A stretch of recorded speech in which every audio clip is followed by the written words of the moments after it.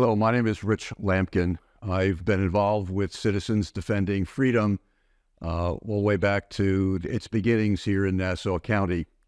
I'm a retired assistant superintendent of schools in human resources and technology.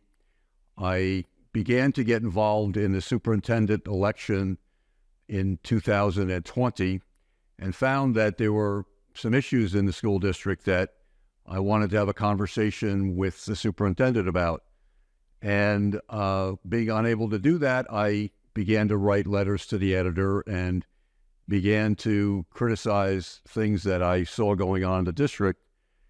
And when I got involved with CDF, I realized the fact that I had it inverted, that I had not given the district and the district administrators an opportunity to hear what I understood about the school district and areas that were wanting, and give them an opportunity to correct them. And so when I joined CDF, I realized that Matthew 18:15 was indeed the best way to deal with officials, and in my case, in the school district, the best way to deal with their senior administrators. What's been important for me with CDF is the fact that it is, unlike other organizations that I've been a part of, truly faith-based. It understands that we are sons and daughters of the American Revolution, and we live in a culture where we're surrounded by sons and daughters of the French Revolution.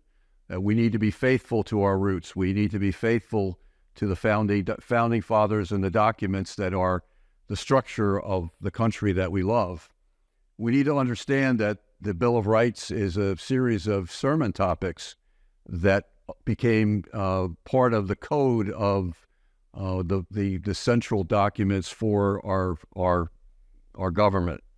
And we need to understand that we, as we hear often from those nationally in CDF, that we have the capability of turning our nation around on a community and county basis, one county, one community at a time.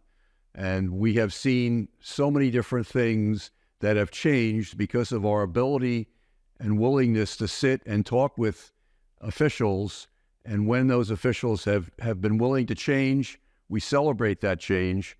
And when they haven't, we've taken it to the public and we've let the public understand what needs to happen, what needs to change in our community for the better. So again, we're faith-based. We believe in the power of intercessory prayer.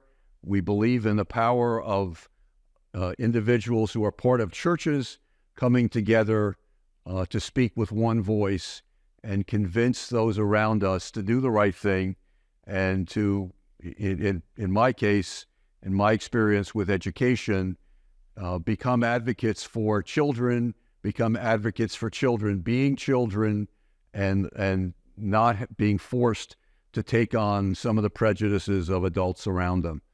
So I encourage you to contribute to CDF in several different ways. Financially is extremely important. We rely on local contributions for our local expenses for the most part. We need volunteers. We need volunteer hours. We need people who are willing to write a check, both a physical check as well as the check of their time. I can promise you one thing: we will take advantage of what you offer to us, and you will receive great satisfaction in the work that you do for your county, for your community, and for the children that are extremely important, who are our hope in the next generation. So thank you for your time and your attention.